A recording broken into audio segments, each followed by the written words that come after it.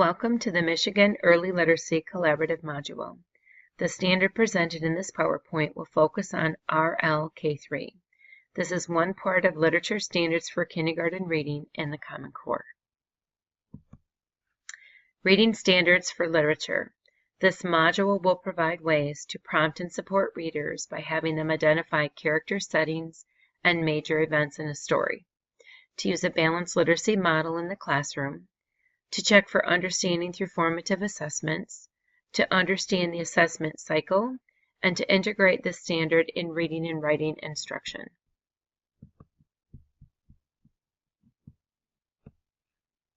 Common Core Anchored Standards in Kindergarten.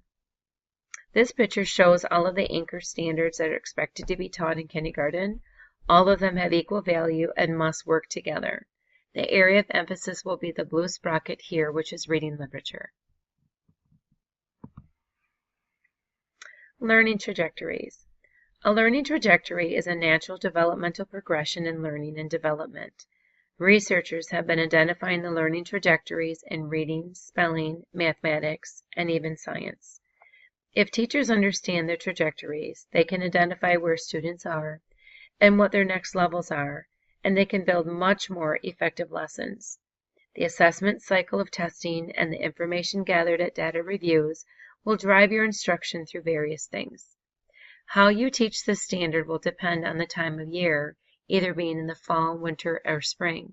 You will build on these anchor standards by establishing your classroom routines and procedures. The curriculum we teach is driven by an assessment cycle. The data from the assessment drives our instruction, revises our strategies to move towards our goals and needs of children. Components of a balanced literacy program. A balanced literacy plan is most effective when children are given direct instructional support and a variety of daily reading and writing experiences that are needed in the complex process of becoming independent readers and writers. When we look at the components of a balanced literacy program that create success in kindergarten, obviously you have your Common Core explicit instruction, you have your readers workshop, you have your writers workshop, and working with words. Now, working with words is important to work with words and vocabulary daily, but it's more than just your phonics instruction. When you look at that pink arrow at the bottom, obviously kindergarten is not starting out with 120 minutes. But over time, as you build these procedures and routines in your classroom, you will be gaining stamina in these areas. And by the end of the school, I would say by March or April, you might be at 30 minutes for reading or more, 30 minutes or more for writing, and your word work and things that you're doing within your shared reading or read alouds. So all of these components are very important and to be mindful of as you're teaching. Goal setting. We are all driven by data and we all need to show AYP on every student. One way to do this is by setting goals. To have successful readers, you will need to be intentional about your teaching, more concerned with what and when you're teaching as much as how you teach this content. This is more than just a phonics program. This goal setting takes to heart a balanced literacy approach to your curriculum and daily instruction. The foundations begin with the concepts about print, phonemic awareness, phonics, vocabulary, fluency, and comprehension.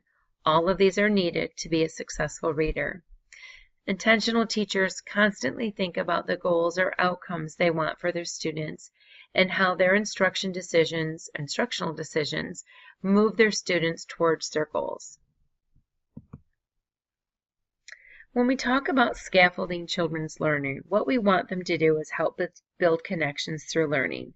This includes story starters, visual organizers, you have your anchor charts, modeling or acting out stories, working with a partner, doing your read alouds, all kinds of things that are put into place to help children make connections.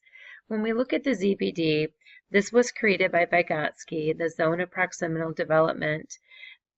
What I want you to know about and make the connection to is the difference between what a learner can do without help and what he or she can do with help. That's kind of that target learning where we know exactly where they're at. This is found out by formative assessment, This is what's driving our instruction to give those key opportunities for students. When we look at multiple intelligences, it's very important that we understand the different types of intelligences and the way children learn and process information. When we put all of these together, it really helps us differentiate our teaching and our learning in our classroom. Understanding the standard RL.K.3. When we look at the Common Core and define this term, with prompting and support, identify characters, setting, and major events in a story. So, as we unpack the standard, one of the things that I want you to be thinking about is when participating in a story element identification and description, this will improve students' understanding of narratives and their structures, which prepared students for reading other narratives and helped students learn how to write their own stories. So not only are they learning the components of a story, they're understanding to retell those parts of the story. They're taking this learning and applying it to their reading as well. What does the gradual release of responsibility model look and sound like? Well, according to Dr. Douglas Fisher, professor of language and literacy education at San Diego State University, he stated that students need to develop their expertise in all aspects of reading and writing. This includes oral language, phonemic awareness, phonics, vocabulary, fluency, and comprehension. He also stated that the skills of a teacher and how that teacher uses valuable instructional time matters.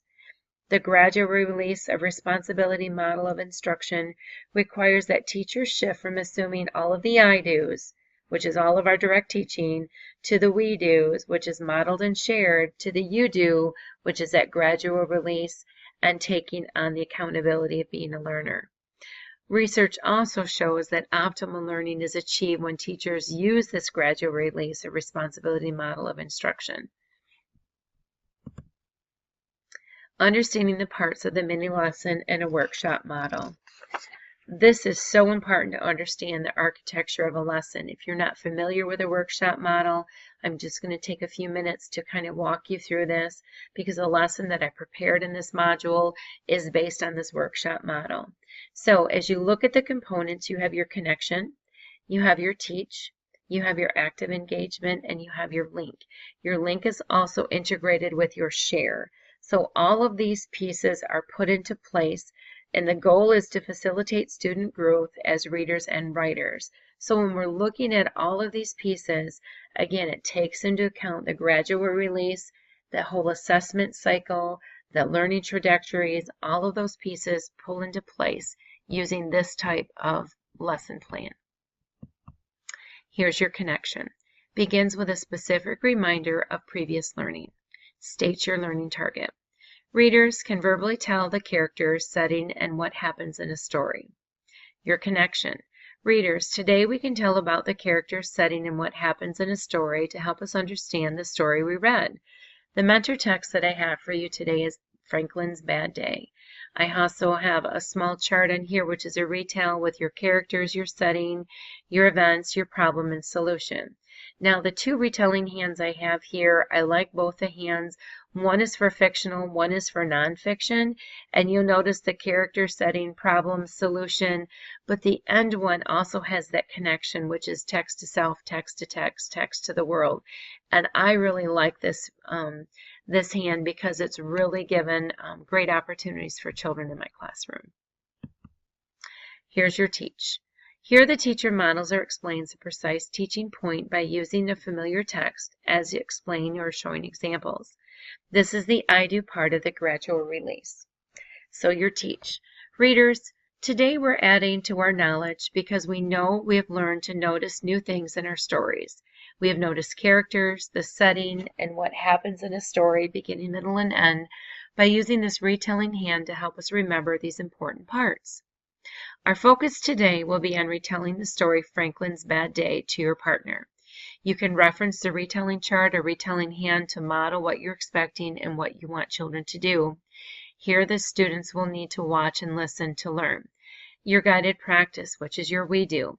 Using the hand, model your retelling out loud, touching each part of your hand and taking a part of the story and making those connections for the students. Here's your active engagement. Here the readers try the teaching point through guided practice. Now it's your turn to try. Restate the teaching point here. This is the you do. Now the focus will be on the retelling skills to themselves and then sharing the retelling to their partner. I would model this again and practice the we do a few times, then release them to think and practice individually, then share with their partner. They will need to listen to their partner, retell, and then switch roles. Explain your expectations about being a good listener and speaker. Set the time parameters, maybe 30 seconds each. You may want a little more, a little less, depending on the time of year you're using this. And you may want to use a time or adjust your time and regroup and bring them back and regroup as a whole. You'll end this part by stating your teaching point again. Readers, you just finished verbally retelling Franklin's Bad Day to your partner using key details of the story on your hands. Your link. Here's where we set up children to transfer the teaching point to their independent reading and writing. So today, readers, we verbally tell the characters, setting, and what happens in stories by using our telling chart on our hand. I would have them go back to their seats and draw a story map, maybe using what they've taught their partners. They can use their hand again. You can use this I can draw a story map that would help retell their story. What I may do is take that clip art of that little boy there and maybe find some clip art of the story that I'm using through Google Images and put that there and have them go through the retelling hand, maybe draw the setting, maybe label that setting, draw the character, label that character, draw the problem, label that problem, and the solution the same. So it's giving them the opportunity. You can collect this work sample as evidence of teaching the standard or put it as a work sample in your folders. End this lesson by naming the teaching point. We learned today that readers can retell a story they know by using important details from the story. Now, if you're using the Mesa Readers Workshop, Units 1 and 2, those Soulsby books or Star books are another excellent resource because you've read those texts, 12 to 15 different texts, 4 different times. Great way from bringing out some retelling. Here's some skills needed. This lesson assumes that your students will have the understanding of 2 important classroom strategies. The first being to understand how to think, pair, and share. The second being to understand how to identify character, setting, and major events in the story by giving me 5, which is basically your retell hand. Here's a finger that you use to retell. They can add those stories, add those pictures. You can have a retelling thing. You can even put this in a literacy center. But most importantly, keep this mini lesson short and concise. Again, this is something you would do at the end of this teaching unit or shared reading. Here's your formative assessment piece, 2 to 5 minutes. It may be less depending on the time of year that you teach. Notice and name the expectation, look for understanding, identifying the character, setting, major events in the story, model your thinking across your fingers, and listen to their retelling. Before you exit, do a quick check. 1, I don't get it, I need help. 2, I kind of get it, I need a little bit of help. 3, I got it. 4, I got it, I can teach someone else. This way you can revise as needed. Here's some extra modifications that you can think about with the retelling hands, making those connections, again, providing those opportunities to retell those familiar stories that they know. Here are our anchor standards, trying to find ways to integrate these standards in daily activities. Multiple opportunities and exposure to our content standards promote success across the curriculum. Thank you for taking the time to listen to this module on literature and reading in kindergarten using stories. My hope is that you take this information and make this your own and apply these ideas to make your students become successful readers.